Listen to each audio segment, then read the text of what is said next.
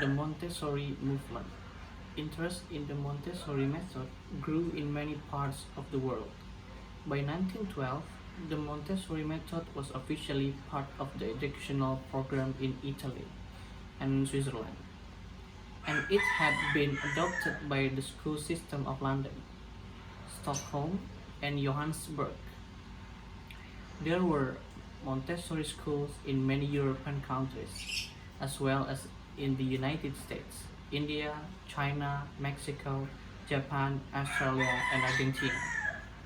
For a few years, Maria continued to teach at the university and to work as a doctor. Then, in 1911, she decided to give up all other works so that she would have more time for the Montessori movement. She wished to train the teacher herself and to keep firm control of the many new Montessori societies, as she did not want her materials and method to be used incorrectly. In her work for the Montessori movement, Maria traveled constantly around Europe, giving lectures and training teachers. Her first trip to the United States in 1913 was an enormous success. In fact, in this period before World War I, Maria's ideas were extremely popular. Many articles and books appeared about her work, and educators were discussing her ideas everywhere. All kinds of people, teachers, politicians, priests, and princes came to Rome to see Maria and observe her school, to help her with all his work. Maria now had a group of followers, mostly young women who wanted to learn from her. In 1912, Maria's mother died, and for many years after that, Maria wore only black clothes. The death of her mother brought some change in her life. Soon afterward, she took her son Mario back to live with her. She had visited him now and then during his childhood, but always as a mysterious stranger.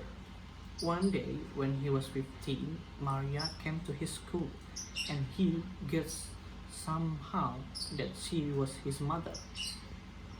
From then on, he stayed with her and used her name. He remained close to her for the rest of her life. When he married and had 4 children, she became very loving and caring grandmother to them. Another major change for Maria was brought about by the international situation. In 1916, she left Italy and went with Mario to live in Spain, so he would not have to serve in the Italian army in World War I. Tough, she returned often to promote the Montessori. The Montessori method. She never went back to live in Italy.